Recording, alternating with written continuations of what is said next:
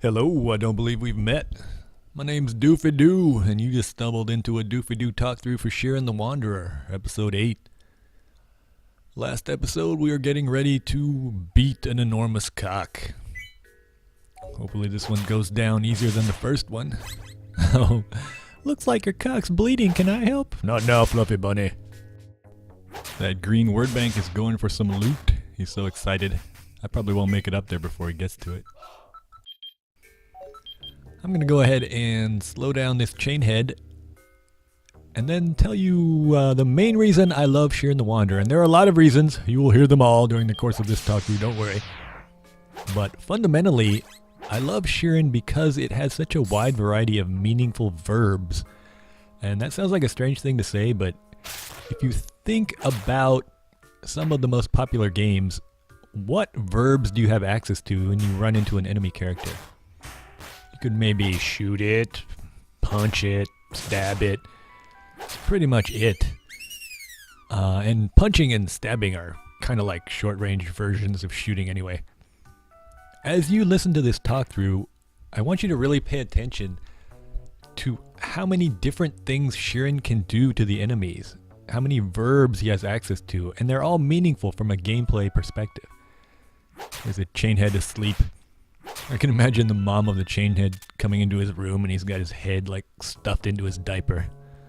Wilbur, get your head out of your diaper. That's disgusting. Sorry, Mom. Reminds me of that Will Ferrell sketch from Saturday Night Live. Oh no, this is probably the most dangerous trap in the game. As a rice ball, you can't use your sword and shield. You can't use any items. It lasts for 10 turns, which is an eternity.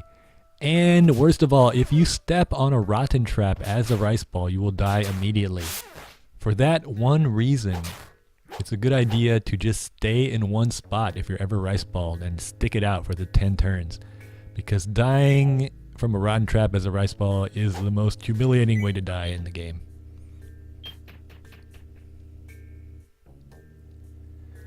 This enemy is extremely deadly. I seem to be saying that a lot lately. I call it a Lilac because it looks like Taranga Leela had a one-night stand with the Dalek. Lilac hypnotizes you with its big, beautiful bloodshot eye, and you start taking off and putting on equipment, eating herbs, throwing things, just doing stuff randomly, which is pretty funny, except for the fact that it kills you.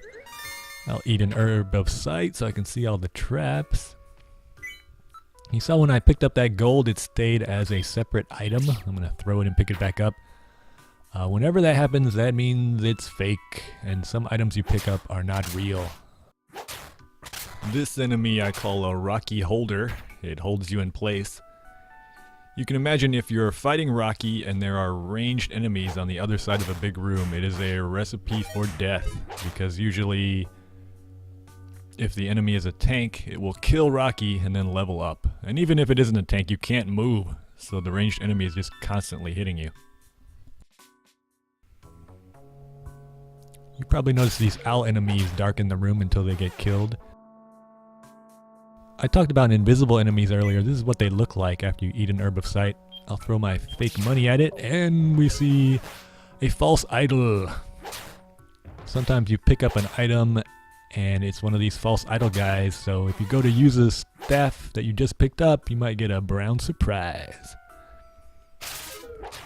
A lot of enemy designers would be happy just to design an invisible enemy, but air devils are not only invisible, they reflect magical bolts. One of my funniest deaths, I was standing 2 squares away from a chainhead. I went to use a knockback staff to get it away from me, and unbeknownst to me, there was an air devil between me and the chainhead, invisible. It reflected the knockback bolt, knocked me backwards into a spike bomb, which exploded, and then I died a step later. So it's such a strange series of events. But everyone has weird stories like that from Shiren. This little Wiggy Bell character rings his bell and summons other monsters. Luckily, it summoned a grape jelly, which can do nothing.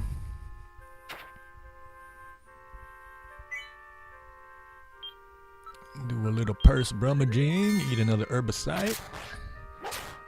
Kill Rocky. Rocker. They're actually pretty strong. Got a cursed jar of change. I'm going to bless it and stuff some arrows in it. When you are putting arrows into a jar of change, it's important to be careful not to accidentally put something important into it. Like your sword.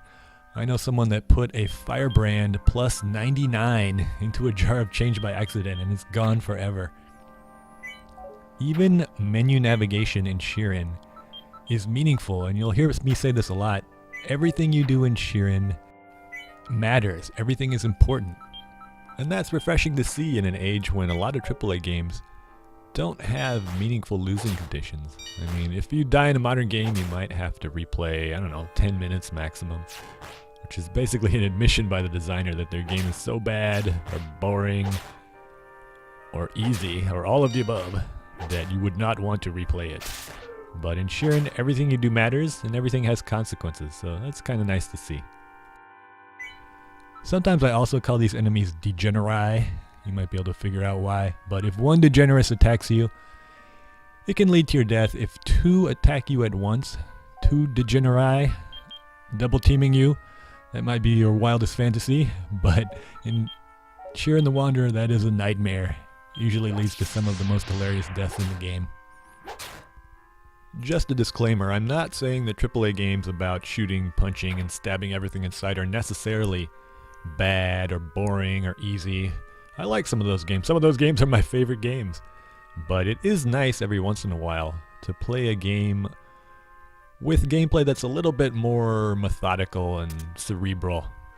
And I think the appeal of some modern games that borrow roguelike conventions like Zombie U or Demon Souls comes from that need people have to be challenged in a more thoughtful way. This is the last village in the game.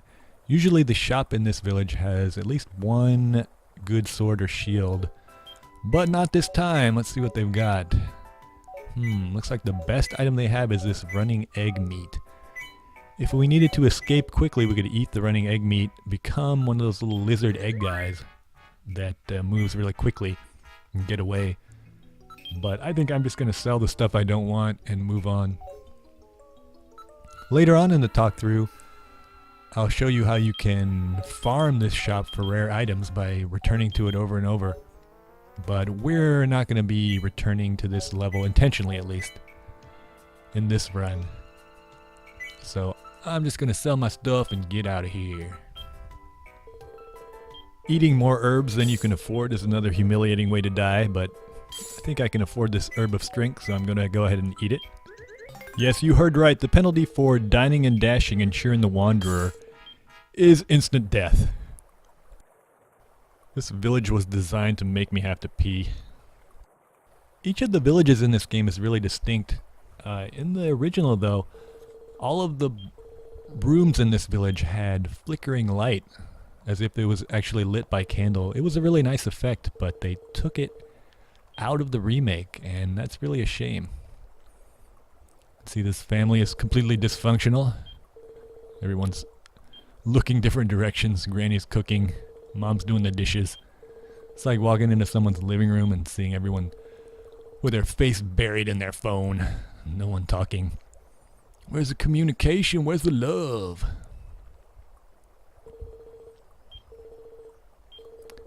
Golden feathers, eh, Mr. Ginger Man? Why don't you put the pieces together? Hey, here's another sexy grandma. Got a sexy fireplace, 2 beds, a whole barrel of wine. All right, let's get it on, Grandma. How much? 2,000 gaitens. Oh, really? What if I offer you my sexual services? Still 2,000, huh? All right, then. Ah, shut down by sexy grandma. That hurts. That cuts me deep. I'm never going to be a midnight cowboy at this rate.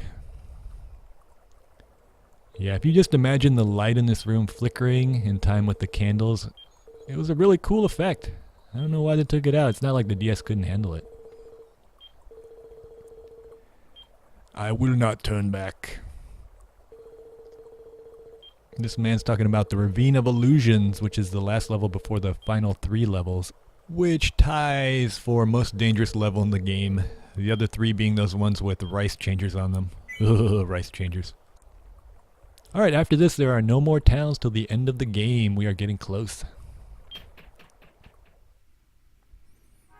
Well, well, what do we have here? Excuse me, sir, can you direct me to the nearest injured cock? Sure thing, Mr. Fluffy Bunny. Just hang on one moment. Pimp slap!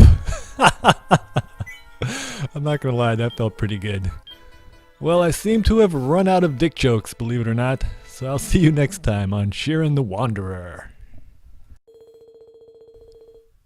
Super Gaze, it's been a while. Guess you'll be sad to know that I've learned how to kill in style. I'll use my staff until you're slow. They say some monsters can be good friends, but I never really want to see you again. You and your friends make me go crazy. When I look in your eye, I still go crazy. Where's the communication? Where's the love?